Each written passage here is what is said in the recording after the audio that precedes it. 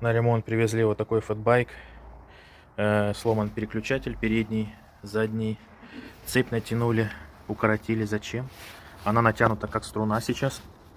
Вот, ну, естественно, и не крутится назад. Буду устанавливать новый переключатель.